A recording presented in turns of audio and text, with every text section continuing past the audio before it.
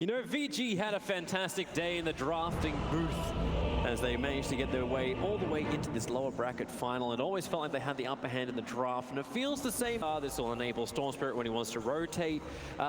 It's able to change the balance of the lanes, but they need to have that extra oomph to the charge forward. And Gambit, they'll end up having a 3-on-3 down on the bottom lane, looking to battle for this early rune.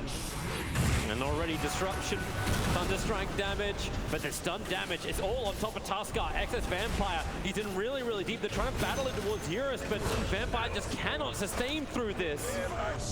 The Iron Shells felt like they were coming in a little late. The Thunderstrike damage was minimal. And Vici Gaming, they feel really good to battle level 1. Yeah, I really like the Shadow Demon pick just to set up the Leshrac. It really enables him early to mid-game that he doesn't need that.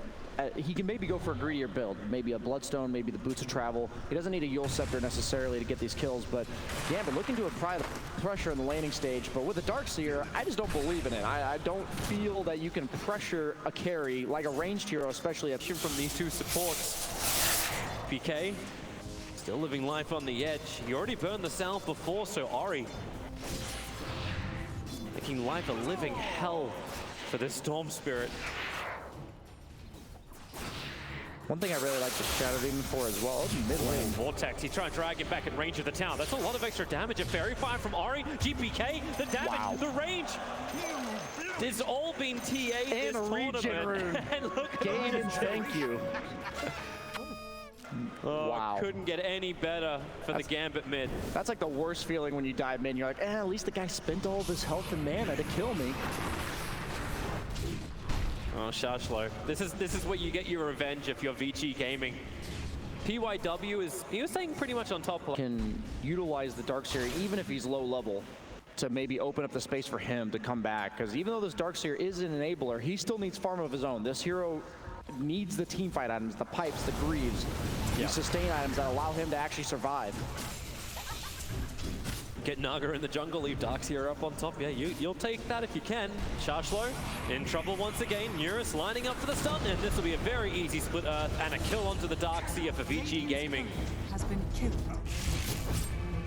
Such a scary tri-lane. Well, at least that's the upside. Eurus loses his boots as well as Magic Wand recipe. Mid again, just so much trade going on here. GPK being so good. He's got regen, haste, arcane. I'm uncertain what the other...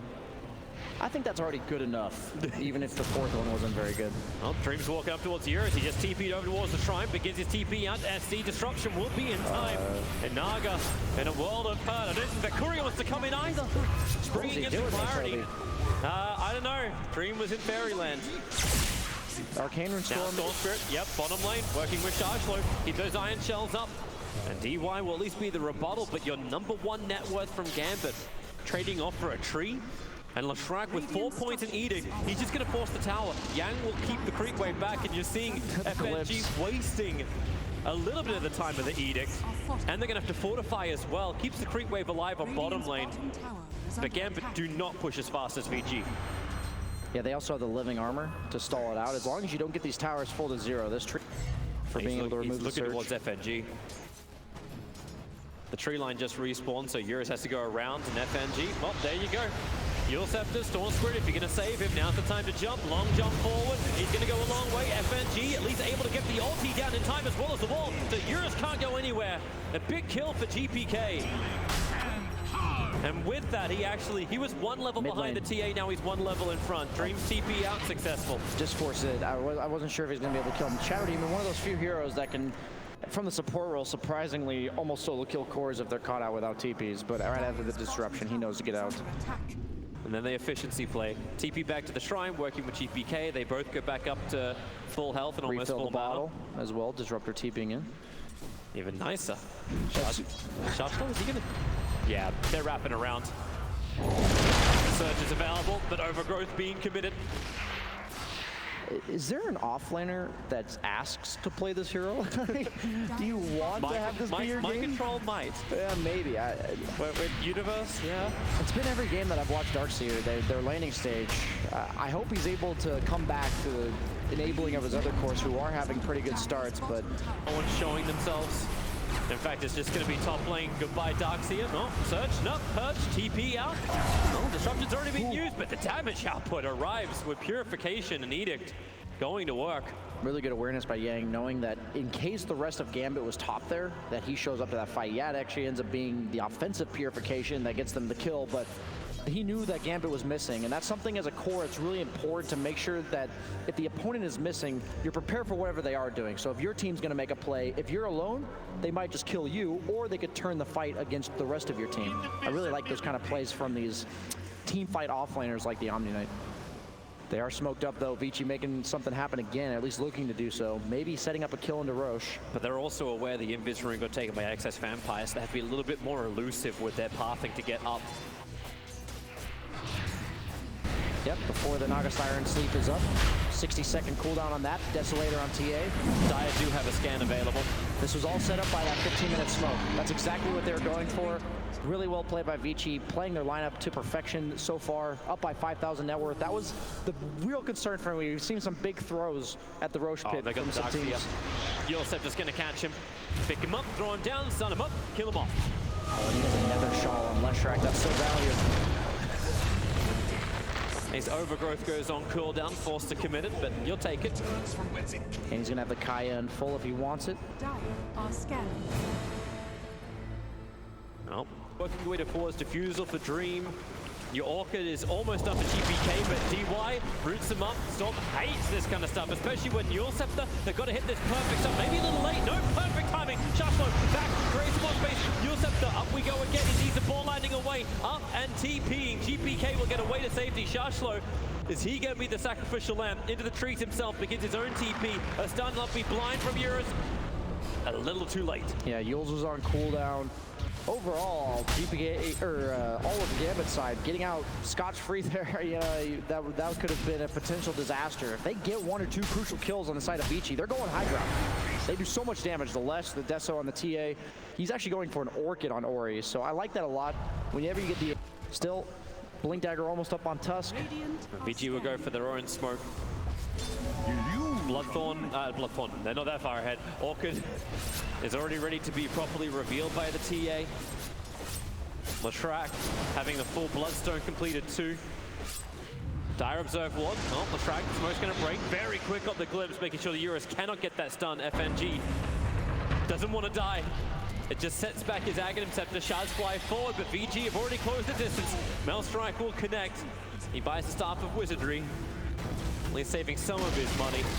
Radiant's top tower. Oftentimes when the opponent represents a much more powerful team fight combination than yourself, if you have this advantage that first Roche is kind of just used to get more of an advantage, and then have an overwhelming advantage by the second Roche and use that to go higher on. So that's exactly what Vici is doing here. They just don't want to give Gambit the team fight that they're looking for. If you can avoid their combo, that's the Gambit's win condition. So just play around it, make sure you do these little small skirmishes, look for pickoffs. If people overextend on the side of Gambit, make it so they either have to retreat to base or just kill them, as you saw there. Are you still okay with that though? Because it feels like Naga's level get a lot of farm outside the map. She's higher net worth than the Leshrac. You could hold on, going high ground. Yeah, you can get hit by the huge combination, but it feels like you also then just take the risk. Like, at this point, you don't even care if the Darkseer dies. Like, he's going to try and Greaves and get himself away, but it won't happen. I suppose the combo is now gone, but it feels like as this game drags on, there's that bigger chance that you just have that big late game fight that just messes you up. But they'll try and force the issue now. No longer waiting. Darkseer does have buyback available thanks to the tier 1 tower dropping, so he's got the money. The man Gambit, they're not even defending. Like, no one's coming to this. The TV's coming in from Naga, Song of the Siren, now going to come out. Darkseer buys back. Here it goes, Toby. FNG's prepared for the wall and Storm, able to get both of them off with the side and the wall. Snowball keeping the AoE stun going. Templar Assassin dropping very quickly, but then again, Edict, the damage. Leshrac doesn't care. Where was your damage? Where was your life? Where was your hope, Gambit? Eurus just goes ham, triggering the Bloodstone charge, gets himself a triple kill. That was the combination from Gambit that was meant to hit hard, but Vici Gaming They're just so much better. Seeing the Omni Knight pick from the draft come into play, positioning on from Yang on point, you think they're gonna just burst his cores down during the Naga Siren into the Disruptor ultimate, but he just Guardian Angels, and they don't have enough magic damage to bring down the 2 cores. Suddenly this wombo combo we've been waiting for, Vici has a big enough advantage, it doesn't matter anymore. If you ever wanted to feel inadequate, that was the time, Gambit. Vici Gaming. And like, I was kind of holding on to a little bit of hope to keep this game alive so it doesn't feel like a totally one-sided affair, but when Vici Gaming do that, I look at FNG like, all right, sell boots, sell everything I've got. He's got Negative Scepter, but they're just called GG. They're not even going to follow through with it. This game is done. 25 minutes in. Gambit, they went for something cute, but the laning phase did not set it up. Too many games in this tournament, we've been seeing teams just lose the laning stage by just a little bit too much to overcome. And I think that while teamfight combos are important, the teams that are having success at the tournament are also in visualizing how the first 5 to 10 minutes of the game is going to go. And I think coming into the second game, Gambit has to reflect on their strategy and really evaluate that part of their game. Yeah, yeah. The Darkseer, like, even getting the levels, like you started with a tri-lane versus a tri-lane. You were never going to get the early Iron Shell levels to enable the Tusker to gank. And even then, like, they never even felt